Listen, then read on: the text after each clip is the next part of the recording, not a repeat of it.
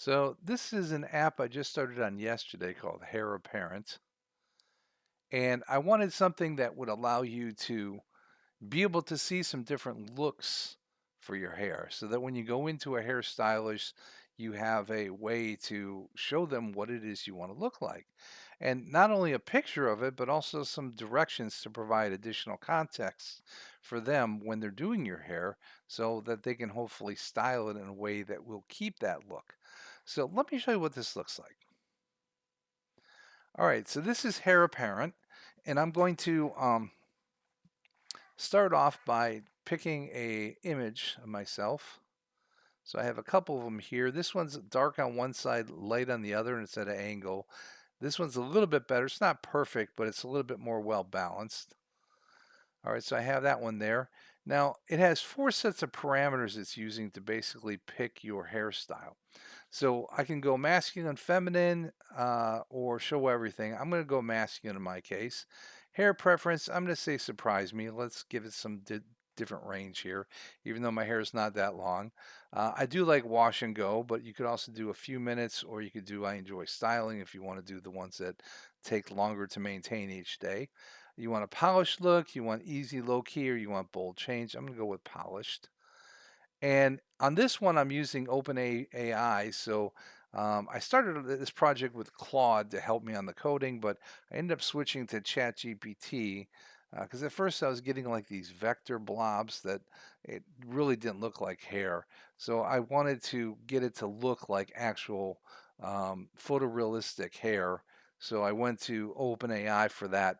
And I'm going to try to switch this over to an open source one instead because you have to pay to use this right now for the OpenAI key. But I'm going to try to make it so it's completely free. But I made it on the speed here so you can go fast, so you can get something quick, but a little lower quality, balanced, or best. So in this case, I'm just going to go fast for our demo. I'm going to tell it to use the key. Now what it does is it populates it with 6 different shapes, 6 different hairstyles, and it's going to start rendering each one of them in order. And then after I'm done with these, I can also hit here, render or regenerate new looks, and it'll make 6 more and push these towards the bottom. But as it's doing this, let me also show you a couple other ones while we're waiting. So I'm going to go, I wanted to try this with different ethnicities and different genders to make sure that I have ability to make it look like different people. So in this case, I took this gentleman. This is actually the two of them that I generated uh, that you'll be seeing next were generated by OpenAI as well. So it's not an actual person. So we come in here, and here's the long layered transformation look for them. Bold tapered undercut, relaxed medium flow, layered surfer flow, soft wolf cut. This reminds me a little bit more of like an Asian look. And then this one is the textured crop. Let me show you the one for the Hispanic lady. Um, and this is the original one. Let me go back to the previous. Okay, so I generated 6 for her, but then I also generated another 6 so that I could see what it was like in comparison compared to the original, which she had kind of a bob look on the top there with her hair tied off. So in this case, we have the textured shag balance. Next one is the modern French bob. Here's the glossy face framing layers, the long layered blowout. Here's the Valamis, I can't say that word, curtain bangs, soft natural volume.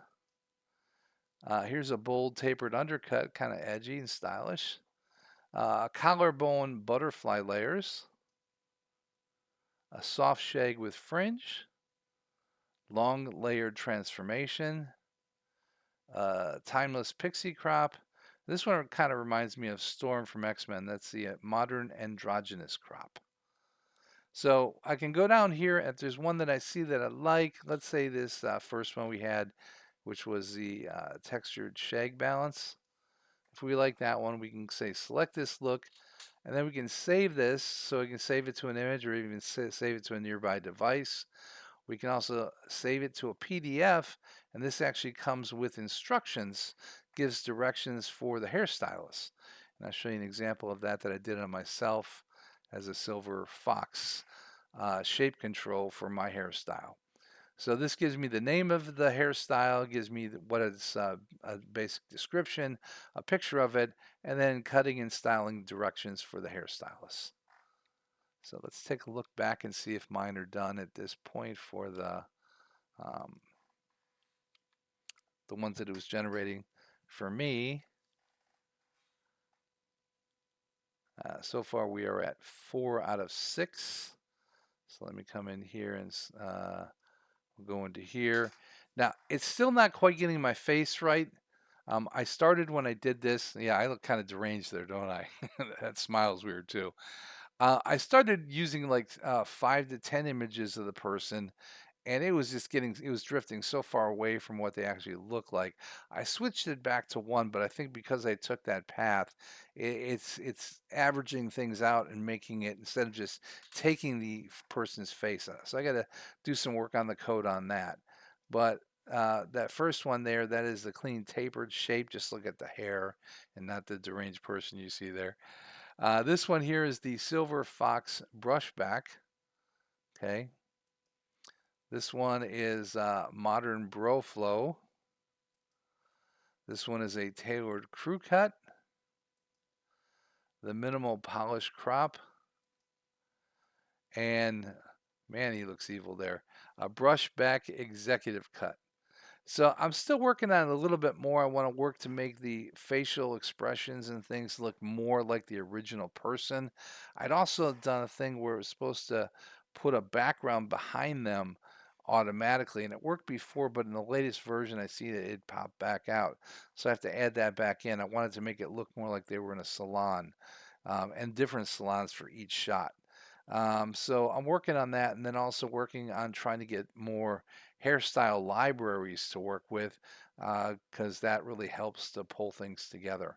But I just thought I'd share that with you, and as I get more, once I have this available open source and free to use, I'll let you know.